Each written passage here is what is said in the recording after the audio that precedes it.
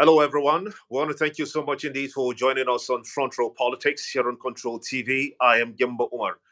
As you may have heard, if you've been watching the political scene, one man that comes to mind, been making the rounds, as a matter of fact, is Dr. Daniel Bwala, the former spokesperson of the Atiku campaign organization.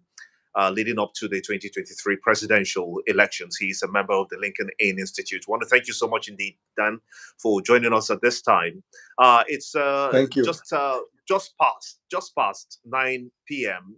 Nigerian time. I guess that should be an hour ahead of you in the UK. Correct. Absolutely. Dan, let's just go to the specifics. First of all, looking at the security situation in Nigeria today, you just left Nigeria back to London, where you came before now to speak with Mr. President. We saw all of those pictures and the comments that you made and how the media rounds have been literally on your neck for that. But we'll leave that to the later part of this discussion. Let's look at the security situation. A bill that seeks to give powers to the National Security Advisor to employ its own staff has been set aside by the Senate.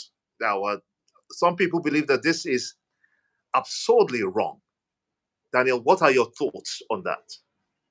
Right. So thank you for having me. I want to first of all salute the Senate for turning down that bill because the bill is not in the national interest of the country. I actually don't know where the innovation came about because if you look at the Office of the National Security Advisor from the point of law and from the point of precedent in Nigeria, that office is merely an advisory office. And but there are additional powers that the Office of the National Security Advisor has, which is apart from advising the President on national security, he also coordinates with the various security platforms of the country, especially those of intelligence and security and intelligence. Now, so the National Security Advisor, apart from, if not for the status of the National Security Advisor and the functions and the office given to him, the National Security Advisor ordinarily is just an advisor to the president like any other advisor, special advisor. But the complexity of that office or the enormity of that office is one that calls for serious concern. Now, I started by saluting the Senate because a lot of people hold the view that that intention or that bill, it is if I have to use the word, it is a democratic coup. It's a power grab against the president. Now, why did I say that? There are already security organizations and those of intelligence. If you look at, for example, the National Intelligence Agencies, the NIA, that deals with external intelligence and counterintelligence.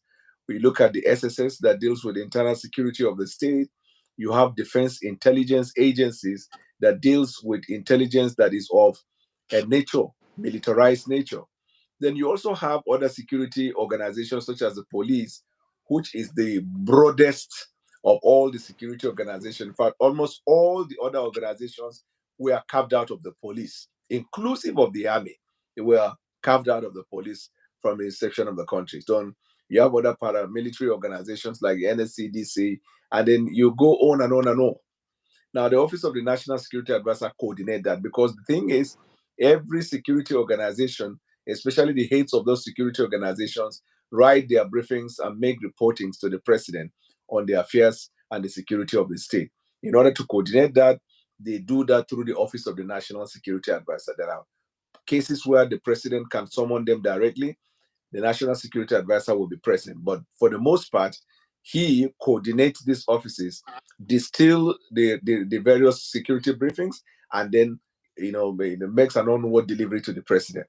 In America, you have the Office of the NSA, but you also have the various security platforms, especially critical ones, that brief the president on a day-to-day basis without prejudice to the fact that they have the Office of the NSA. Now, I don't know where the wisdom is coming that the Office of the NSA is trying to have the power to recruit. Now, because himself operates only at the pleasure of the president. And so but Dan, does this bill conflict the capacity of the NSA to coordinate. I mean, the security architecture, bring in the army. I mean, he has access to the army. As a matter of fact, works with them. The army, the navy, the air force, the DSS, all in one. Yeah. I mean, introducing a bill like this, it's getting a lot of people confused. I'm confused for one. The reason is because but since he has got this paraphernalia on his table to use, why then does a bill like this arise in the first place? that is exactly the point. Because the other security platforms are there at his pleasure, in the sense that whatever that is needed to be done through the various security platforms on the basis of the distinctive nature and operations of those offices, it will be carried out. If you grant him the power to recruit, which is of course the politically correct terms, but if you look at it in reality, if the power is given to him, he is actually seeking for power for operation. That means the office of the National Security Advisor will also operate just like every other security organization, where you conduct operations, you run intelligence and all of that. Now, the summary of it all is that what the bill seeks to achieve is to take the power of the president. Because if it is the office of the National Security Advisor, everything he needs is at his disposal through the various security organizations. You need to look at National Security Agencies Act. The heads of these organizations are answerable directly to the president. If you allow him to create that office, then they become answerable to him. So that means you're going to have more or less what looks like a parallel government or a shadow president in the office of the National Security Advisor, which will not only portend the danger of precedence, it will bring the conflict of operations and cooperation. Already one of the reasons why we have difficulty with security, dealing with security and counterintelligence in the country, since when the Boko Haram started, and then now crisis found its way in various names and characters. There has been this complaint of lack of coordination or lack of cooperation by the various security platforms. For example, when the army, the Air Force, bombed people that were going to perform their religious rite, the report that came at the time was that if there was better coordination from the Air Force and the Army on ground, and then those of them who deploy, like for example, the XSS that uses some of these devices, like the drones and all that, even the interception, surveillance, all of these facilities are available to them.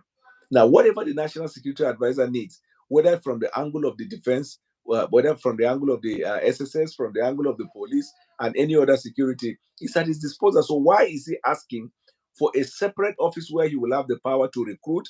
And when you say recruit, it means you are giving him operational powers. He will request for arming them, and he will request for performing special operations on behalf of the government. Now, we don't know. What we don't know is whether he has lost confidence in the capacities of the various, security organization, which is why he wants to operate from his own office. If it is a loss of confidence, then it goes to also show that he has lacked the skills to coordinate them, right? Because the National Security That Advisor, you remember right? one thing that was very clear. I mean, this is without any prejudice to supporting either the PDP or APC or anything like that, or any political front. You do remember that in the build up to this administration, and when the President Bola Ahmed Tinubu became president, the search for who becomes the National Security Advisor became some kind of a thorn in the APC's flesh, or even for the president himself. When big names like Abdurrahman Dambazo was also touted as one of the likely persons to become the NSA, having been chief of army staff, and indeed the Minister of Interior. Some other persons also were penciled down for that particular position. But some say, I don't know if you've heard it, that perhaps the president was sentimental in choosing who becomes NSA because of the fact that there are other more qualified persons, according to them, more qualified persons that should have been taken to become the NSA, and as such will be taken even more seriously by the armed forces, the Nigerian Navy, the Air Force, the DSS, and what have you, that the NSA has to work with. Do you think perhaps that is the root cause of having a bill like this, or even a suggestion that uh, that the NSA's office want to have its own staffing? Yeah. So I will tell you this, and if I recall, when the president was mulling the idea of appointing a national security advisor for that office, I was vocal in saying that, because when the name of the current national security advisor was mentioned as the favorite to be appointed, I was vocal to say that the current national security advisor haven't been active in politics and political processes may not be suitable as per that, not necessarily challenging his competence or capacity as a person, because that office is just like any other professional office. You do not need somebody who is deeply rooted in political activities. And part of the point I gave at the time was that he ran for governorship in Adamawa and is likely to look for governorship in 2027. And in Nigeria, once somebody is entangled in political aspiration, there is a tendency that he will use his offices to advance the cause of his aspiration. And that office of the National Security Advisor is not one that needs any distraction. In fact, that office of the National Security Advisor is like you sleep, you don't sleep 24 hours and 7 days a week. That is what is intended to be achieved. I don't want to doubt the wisdom of Mr. President in choosing him, because it is also said that Mr. President believes in loyalty, and that because historically retired police officers have headed that office as the National Security Advisor, there was nothing to suggest that he did not qualify at the time. Mr. President used the wisdom. And part of the thing that we sometimes cry about people who abuse opportunities is that political leaders will always give you opportunity, just like what we have been talking recently about the Ministry of Humanitarian Affairs. So many people are trying to say, why did the president appoint somebody that didn't have an experience? But the flip side of the coin is that, why did the person fail the trust that was given to her? Because leaders will always want to try people. When a responsibility is given to you, it is left for you to justify, especially if you have handled similar responsibility in the past. He has been the chairman of EFCC before now, so there is the assumption that having commanded, having pioneered the Economic and Financial Crimes Commission, and in the course of carrying out the duties as CFCC chairman, he has interfaced not only with anti-corruption bodies around the world, but even security bodies around the world. So, but with the crisis going on at Because the you're having moment, more insecurity. You're having more insecurity even in Abuja as we speak, Daniel. What does that tell you? I mean, the security architecture in this country seems to be, shaky here and there. I did speak with Mr. Femi some time ago, Arotuku from London, where you are, a security analyst, and he said to me that, Gimba, you know what? The security architecture in Nigeria internationally has been seen as one that has failed, because you cannot have pockets of mistakes happening by the Nigerian army, bombing in Kaduna, and then you have the just crisis that has just happened. Over 200 people were killed. How do you justify that you have an NSA in office and then these perpetrations continue to happen? because part of the role of the office of the NSA is to see ahead. You see, because he is like the eye, you see, the NSA is supposed to be more effective and effectual than any of these individual security organizations, because he's the combination of all of them in one. There are things that SSS are doing, they may never get to. For example, when Emefule was being investigated, it got to a point where SSS they had a logjam in terms of financial investigation. They had to bring the boys from EFCC to assist. This is where cooperation is necessary, meaning that as powerful as SSS is, they could have what we call a weakness in certain area for which maybe EFCC has specialty. The same thing, you can extend that to the defense intelligence agencies when the intelligence from that angle is one that deals with militarized operations. So, but the office of the NSA has consumed all of this information. That's why there is a greater burden on the NSA to perform, and that if the president fails in the discharge of his responsibilities security wise, the first place he needs to look at before he looks at the heads of this security organization is the National Security Advisor, because he seized with the responsibility of telling the president part time what needs to be done. Now, this is not an indictment to his person, but I need to be clear about that. But I also need to say that, having seen Mr. President taking a hard measure over the scandal, the recent scandal of the humanitarian ministry. I am convinced that Mr. President is not one that will sit by because he has a relationship with you and things will go bad. Meaning that even if you have a good relationship with Mr. President, when it becomes obvious that you are not performing optimally, Mr. President will not hesitate to change you. The same indictment people are showing to the minister of the FCT, because the minister of the FCT is like the governor of the federal capital. I have seen on social media where people complain that while the town was burning, that he was busy in his hometown in Port Harcourt doing local politics. You know, in America and in most of these other civilized countries, where there is an unfortunate situation that happened, political leaders will immediately identify with the people and be proactive in their work.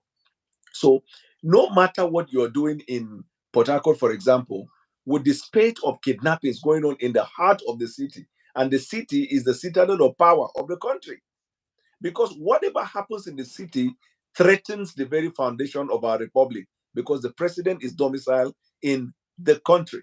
That's why if you go to Washington, D.C., they don't joke about that. There is no part of Washington, D.C. that is not covered. You know, we will talk about coverage. The eyes of the law enforcement and the eyes of the intel community covers every part of Washington, D.C. Now, but in the FCT, I thought that most of the security organizations, since the minister had come, explained himself as somebody who believes in innovation, by now we should be able to say the entire federal capital is covered by CCTV to begin with. Then number two, the entire federal capital should have a vibrant police patrol system. We are not talking about police that will patrol for 2-3 hours in the midnight, and then by 1:30 Daniel, a.m. you Daniel, right. I'm not sure if you remember, but during the President Goodluck Jonathan administration, we had CCTVs everywhere Right. in Abuja. Those that particular project was scuttled. It was vandalized. It is happening in Lagos right now. That's do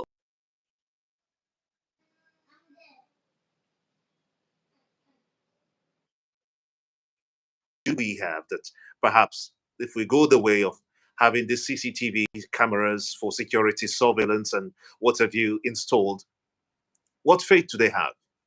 Yes. So I think what the president needs to do in order to provide the leadership is to give what we call an order with timelines, and then to be backed up by the consequence if there is non-performance. You see, when there is strong leadership in anything, you will see direction. The followers often test the resolve of a leader by trying one or two things. And what happened in humanitarian was to test the resolve of Mr. President, and he took a hard stance. And I am aware that a lot of people are being investigated in case they have dealings that has to do with not just the humanitarian, but in their various ministries or in the agency of the government.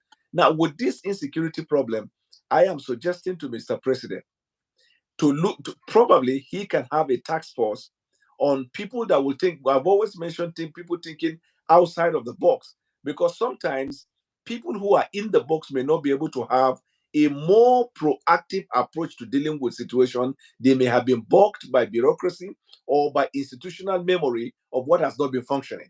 So for example, with respect to the CCTV in the FCT, no matter the cost, we should be able to have the entire federal capital territory covered. I know that there are substantial parts of the federal capital territory that are covered. I know that for sure.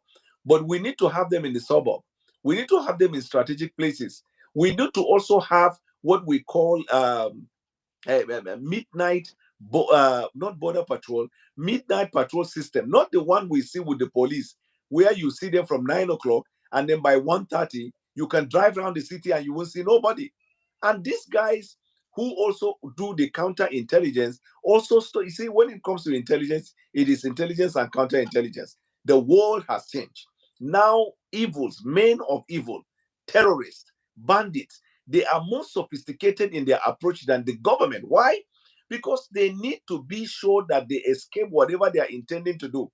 We had not long ago that for many years, Boko Haram were operating drones, and they send the drones to go and surveil for them to be able to assess the capacity and capability of the military formation before they strike, so that when they go in, they have, in a nutshell, an assessment of what they are going to go against. The government needs to be proactive.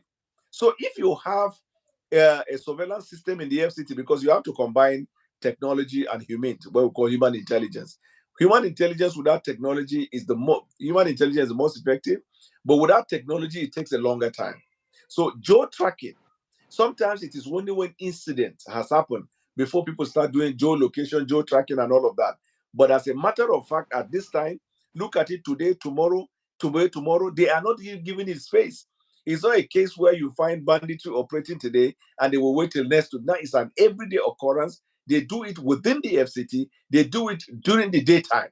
So that is a signal, a sign that, in my view, the president needs to make a hard decision this time around. There are people he has to look at. All the headquarters of the security organizations of the country are in the FCT. The Department of State Services headquarters is in the FCT. The Inspector General of Police reside in the police headquarters in the FCT. Then you have the defense formation. All of this you have in the FCT, and banditry are running the city agog. There is need for a hard decision to be taken. And I have no doubt in my mind that this president is going to act if the status quo is not producing the result that he wants.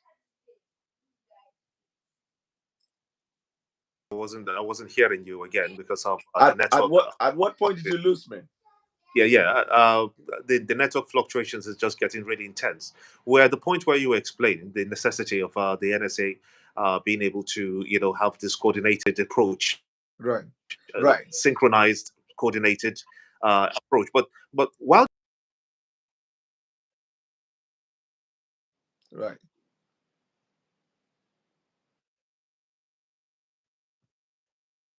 Sorry? Come again? Can you hear me? we're at the point where the eastern part of the country, we're at the point whereby the eastern part of the country in the previous administration would not want to see any army Yeah, the reason is because, come to the east. As a matter of fact, this story about a gentleman and his fiancee who were butchered, and the story was infuriated Nigerians to the core. But we just think that is remarkable from President Bola Ahmed Tinubu during the inauguration of the Imo State Governor Hope Uzodinma. Are these political undercurrents that are happening underneath? Does this suggest to you, for instance? I know that you're not a security expert, but there are political.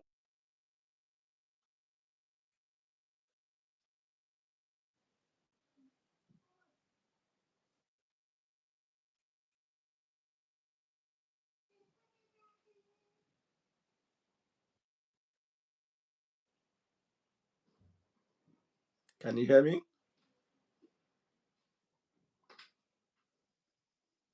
Can you hear me?